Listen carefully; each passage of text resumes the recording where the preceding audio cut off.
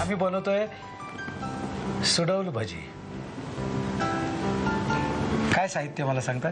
उडदाचं पीठ 1 वाटी, तळणीसाठी तूप, मिरपूड, किसलेलं आलं, सैंधव,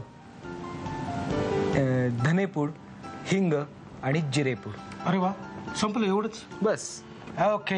आणि या ह्याच्यामध्ये आपण ती सुडौल भजी पण करणार आहोत आणि त्याच्याबरोबर खायचा एक छान चटका पण करणार आहोत. चटका. ओके. साहित्य बघितलेलं. आता आपण जाऊया प्रत्यक्ष कृतीकडे. काय करणार आहोत आपण? इथं पाणी गरम करून ठेवलेलं आहे. याच्यामध्ये हे उडदाचं पीठ टाकायचं. याच्यामध्ये उडीद हा एकच मोठा घटक आहे, 1 वाटी आहे.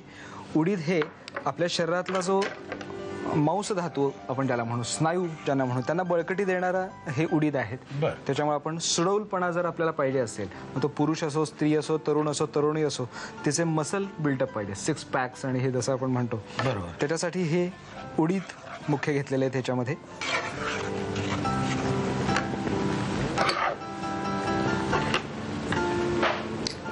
याच्यामध्ये थोडा आल्याचा किस, सैंधव, धनेपूड, मिरपूड, जिऱ्याची पूड आणि हिंग. ओके. आता सगळं मिक्स केलेलं आहे. सगळं मिक्स केलेलं आहे. त्या पिठाला चांगलं लागेल शिजेपर्यंत ते. ओके.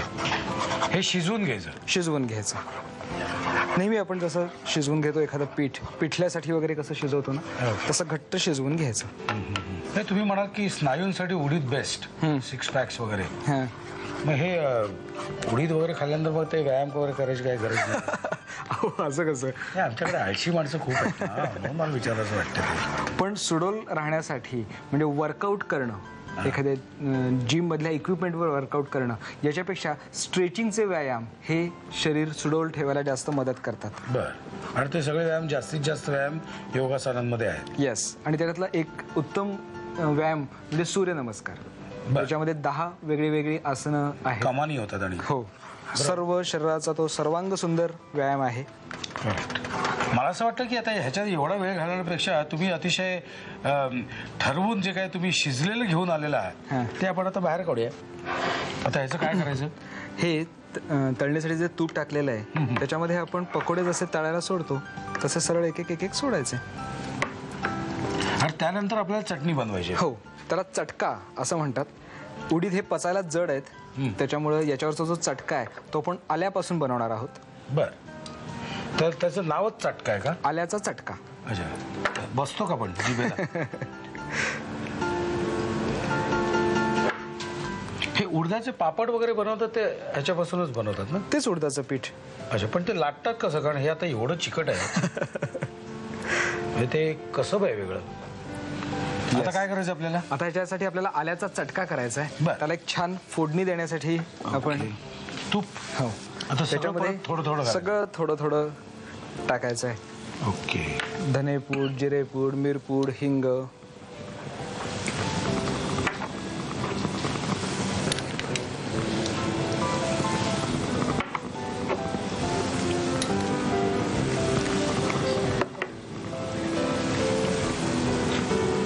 आणि हा जो आल्याचा किस आहे ज्याचा आपल्याला चटका करायचा आहे तो मुख्य आता ह्याच्यात टाकायचा आहे.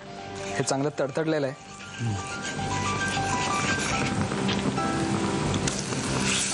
अच्छा. हे मॅक्झिमम आलंय.